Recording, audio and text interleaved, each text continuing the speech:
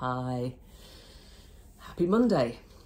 So I'm talking about the leadership point on my future work redesigned compass, the directions that we all need to go in to have successful employees, employers and organisations. Now, last week I talked about leadership capacities, how leaders think, behave. This week I want to talk about the 7 leadership competencies that you can see here. And competencies about skills. And the first competency I'm going to talk about, which is so important, is the competency to set good objectives and measure performance in a meaningful way. We already know that there are so many bosses who measure performance by hours at a desk, which is why they're now using surveillance software to see how many hours employees are working at a desk from home.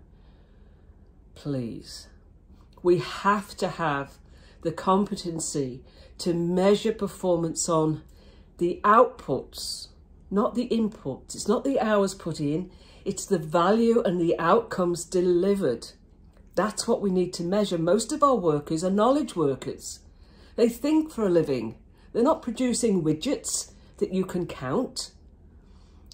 They're solving problems, they're creative, they're innovating. They're the things that you need to find ways in which to measure. And you measure the value that they've delivered. And the objectives need to be absolutely clear. As Brené Brown has famously said, clear is kind, unclear is unkind. And even more importantly, when you're working with remote workers, it can be a lot easier to see when you're face to face in person, whether someone is understanding what you're asking them to do. When people are behind a screen and there's a lack of the body language, it's harder to understand. So objectives must be absolutely clear. What is the outcome to be delivered? What's the value that you're looking to add? What's the time frame? What's the budgetary constraint? How many times are we going to check in with each other in regard to this objective? How are we going to track progress? All of those things need to be absolutely clear. And what leaders need to do when they're setting objectives is get feedback from the person, from the employee, to say, what did you hear? To make sure that they're absolutely clear before they rush off and deliver what they thought you wanted, which isn't what you wanted. They're demotivated and you're disappointed. And finally, if you still have one annual performance review, please scrap it.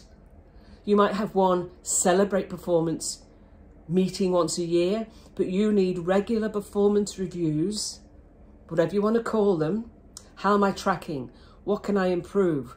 What can I do better? What have I done really well? On a regular basis that gives me the opportunity to build on the good stuff and correct the stuff that's not so good. I'll talk to you tomorrow. Bye.